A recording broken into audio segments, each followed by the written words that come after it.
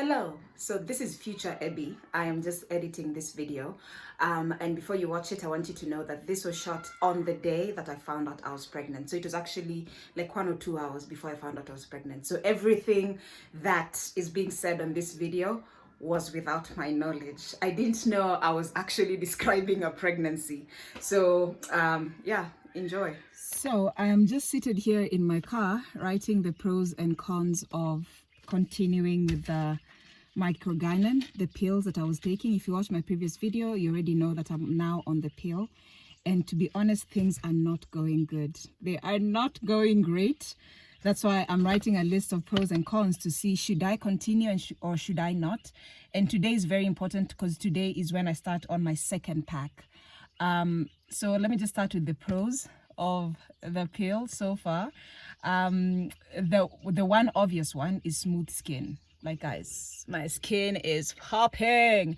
Like, I've not, you already know me and makeup, it's not something that I normally do. My skin was not bad to begin with, but during my period or when I'm like seriously stressed out, I'd get breakouts, especially on my forehead. That is not happening. Also, not just smooth skin, but also not fair, what do you call it? Even skin. Like before you'd have like dark spots or maybe the skin here not really matching with the neck.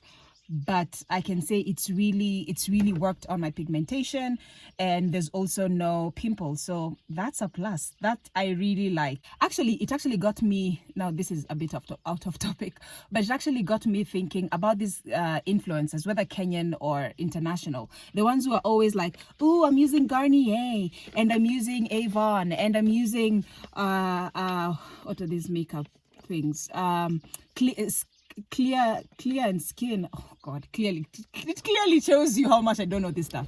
But basically, these people who are using all these Garniers and stuff, I'm like, now I'm starting to question them. Like, do they have clear skin because of those products that they're using, or do they have clear skin because they're probably on the pill? Now I'm starting to really question them. Like, I look at them like, but what contraceptive are you using though? Because I'm not on that expensive shit and my skin is clear as shit. My period is reset in terms of it's regulated, so you'll only bleed here during this time. So my period is usually 21 days. So this month I was actually supposed to be bleeding twice. I've missed my period, so that's what, but I'll get to that later, but that's what this video is about. So it's good because then you only know that it resets your period. So you get to this is 21 days. So after 21 days, you should start bleeding somewhere here. So yeah, that's good because I think the reset, if you're having like irregular periods or there's just something not right with your period, it helps with the balancing of it, and I think that is good. Also, my final pro is there are no pregnant worries, because if you watch my previous video, I said my ex had a vasectomy, so we were not really thinking about such things. And the current one, I was counting the days using the app, which was working quite well. But then I was like, ini patapotea, ini bahati nasibu, I was like, I need something more permanent so that I don't have to keep thinking, what if it fails, what if it doesn't? And that's why I got on the pill. So now let's head on to the cons, which are many. So the cons, number one, this one had to be number one. I'm having serious, and I mean serious. When I say serious, I mean serious cramps. My God, I'd forgotten just how bad cramps can get. Sometimes I see people like with period cramps and I'm like, yeah, it's not that bad. I think it's because I'd really forgotten how bad cramps can get. You already know or for some of you who don't, but since I've been using the Grace Cup, I don't cramp. Or even if I do, it's like just something small that doesn't even need medication. Just take some water and you'll be fine. But this time the cramps were so bad, they were actually waking me from my sleep. Like, you're just there sleeping, minding your own business. All of a sudden, there's a sharp abdominal pain. My God, that pain is so bad. Is so bad. I was almost crying. So the first time I took Panadols, but then I had to wake up twice at night. So I had to take like 2 doses of Panadols for it to go away. And then after like the third day of the same thing going on, I took this one. Yeah, it's here. So I've started taking Brustan. Brustan is a very powerful painkiller, which really works with the cramps. Yeah, but the cramps are so bad that at some point I'm like, Abby, is the clear skin worth it? Really? Really? The second one, which is a very big one for me as well. I guess all these cons are big for me, but the second one is I've missed my period. Yeah. So I was supposed to bleed here in my previous whatever packet. These are the days I was supposed to bleed. So the final one, the final of these brown pills I took yesterday. And up to now, I've not seen my period. So I can't say I'm worried because I really don't think I'm pregnant. Like, how? Unless I'm Mary, you know, like there's no way I'm pregnant. But I've never had a pregnancy scare ever in my life. Like I've never gotten to a point where I'm actually buying a pregnancy kit to go and test. But today I've actually done so. So I ordered 2 tests from my Dawa. I got the expensive one and the cheap one. So I'm going to be having the test today. Hopefully anytime around now when they do the delivery. So I'm going to do the test. Yesterday, I talked to the would-be baby daddy. I talked to him about it. I told him I've missed my period. This has never happened before. And as much as I'm not worried, I still don't know what's happening because, you know, I've missed my period. Like, what the fuck? And he said, well, just go get the test, you know, just get it out of the way, get tested. I'm like, yeah, but I already know I'm not pregnant.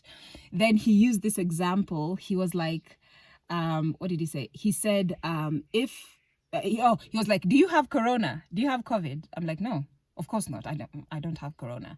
Then he's like, so do you mind getting tested? I'm like, no, I don't mind getting tested. I'll go get tested anytime. I know I don't have it.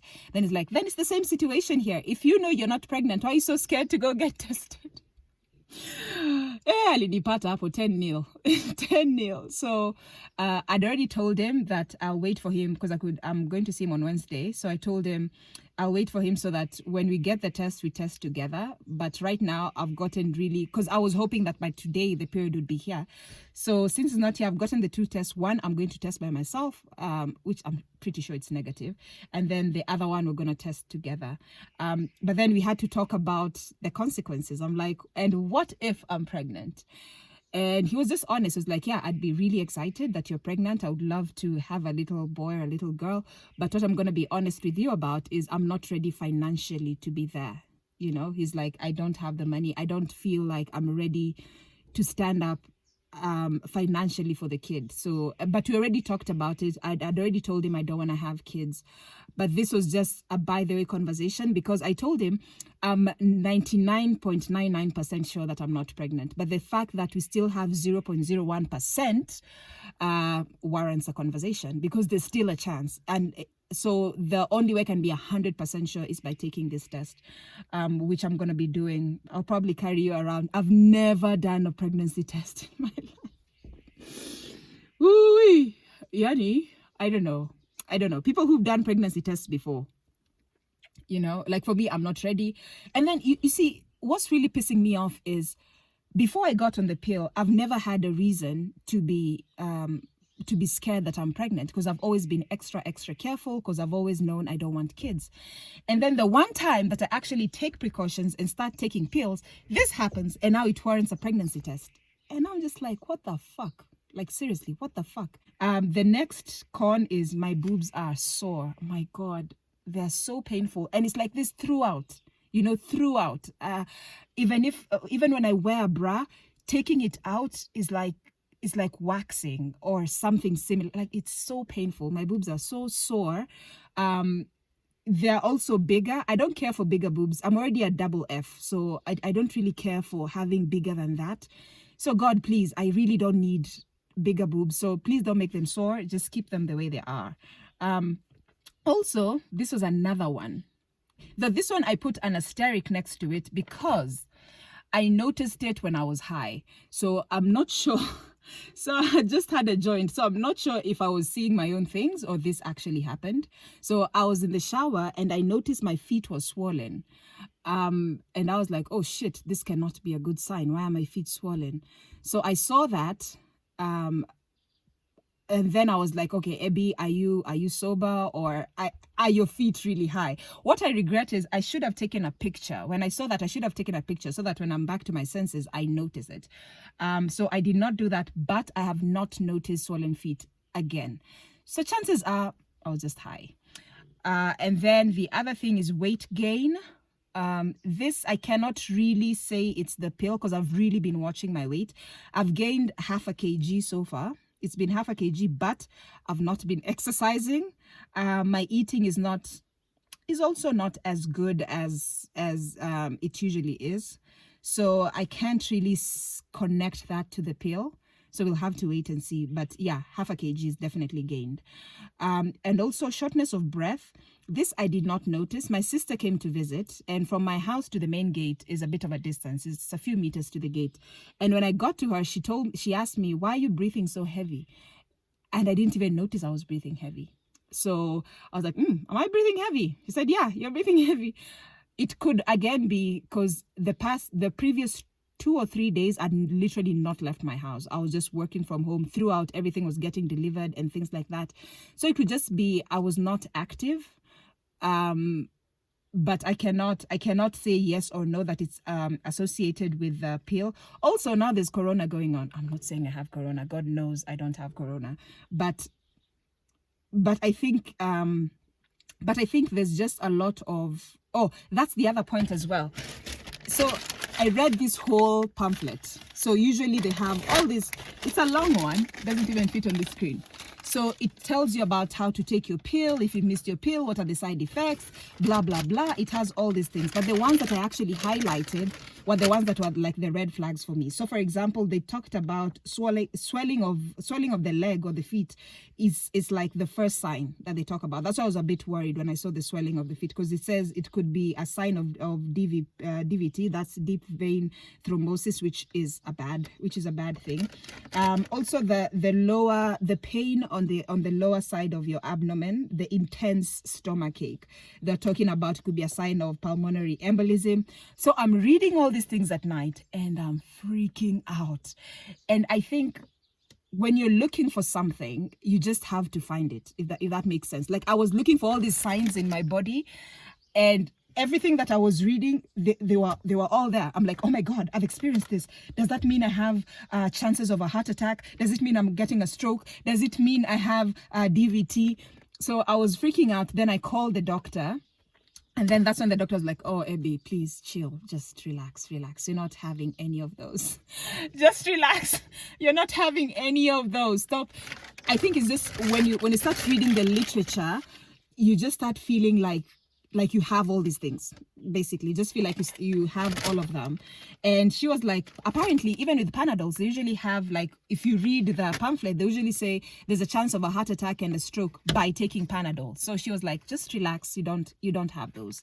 But I should call her if I actually do miss my period. Another one that also stuck out for me, they said chances of cervical cancer and breast cancer are actually high when you're taking the pill. Yeah, and they say it themselves. Oh, okay, let me actually just read what it says. Cervical cancer has been observed somewhat more frequently in long-term users than non-users of oral contraceptives. However, it is not clear to what extent differences in sexual behavior or other factors such as HPV play a role.